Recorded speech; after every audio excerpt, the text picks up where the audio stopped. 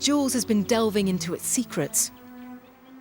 Orford Ness is a spit of shingle 10 miles long, separated from the mainland by only a few hundred yards.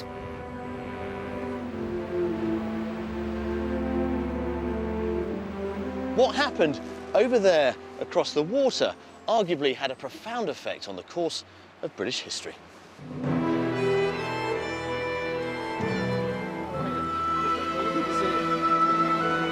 This intriguing landscape is now owned by the National Trust.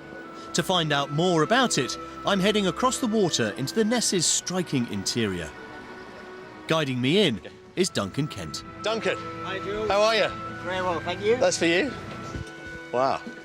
It's full of secrets, a bit mysterious.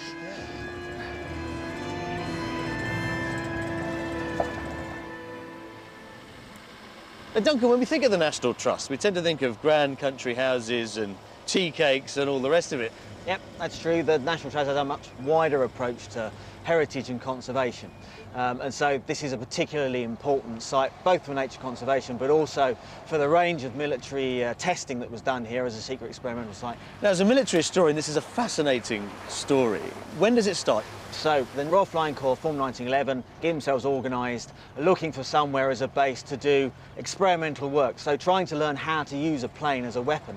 By 1915, it then embarked upon a huge amount of activity, doing experimental work on all sorts of military aviation. So from the design of aircraft to aeronautics and aerobatics, through the design of bombs, all of those kind of things. So how would you define the national importance of this site? The early development of military aviation, absolutely crucial to that.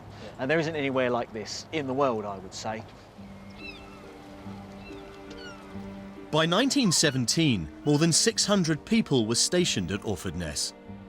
A clandestine community had been quietly assembled, undertaking work that carried on into World War II, when Bert Smith became one of their number. So looking across this landscape now, clearly a lot of the old buildings have gone, but what would it have looked like back in 1942? There would have been a hangar there, Yeah. which contained a lot of German aircraft and engines, and we technical people set up German, British aircraft as targets. We would attack a German aircraft with British airborne guns on the ground. And so presumably you were looking for the weak spots in the enemy's systems? Absolutely. And we worked solidly because what we did protected a lot of the British and American Air Force crew. Despite the work that went on here, Orford Ness was never bombed and its secrets were never uncovered by the enemy. Many believe that the barren landscape and remoteness of this location was enough to allay suspicions that anything of any consequence could happen here. And when you walk around here, it's easy to see how you'd reach that sort of conclusion. I mean, take this building over my shoulder. On the surface, yes, it's dilapidated, but it still doesn't look anything special.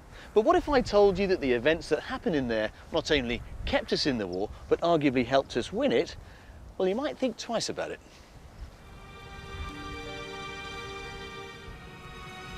It was in this small brick building on this remote Suffolk island that a team of young scientists led by Sir Robert Watson-Watt proved that radar worked. It was a pivotal moment without which we wouldn't have won the Battle of Britain, and the outcome of the whole war might have been very different. This tiny spit of Suffolk coast had helped shape the outcome of 2 world wars, but its role was far from over. As the Cold War dawned, this landscape was about to hide some much darker secrets. So is this where the bombs were wheeled in? Yeah, they come in this way. My goodness me, it's clearly seen better days, hasn't it? But Certainly it has. it's fascinating. Jim Drain was an engineer working in this laboratory where Britain's fledgling nuclear arsenal was quietly developed. I would be involved in actually fitting the various sensors onto the weapon and then assisting with the testing. But just to be clear, the bombs that you worked on here, they weren't fully armed with their nuclear cores, were they? No. No. You would say that, wouldn't you? I would. Yeah. But how were the bombs brought here? Yeah, they came by van, I understand, and just one police or so escort. Nothing over the top. The bomb arrived in a van with a copper, presumably just driving through the night? Well, I think it's the British way, and it worked, didn't it? That's the main thing. If you draw attention to something, you're probably going to get problems. And what about your family? Could you talk about what you were doing at home? No. So for years, your family had no idea what you were doing here, day in, day out? No, and that's tended to carry on after I finished it.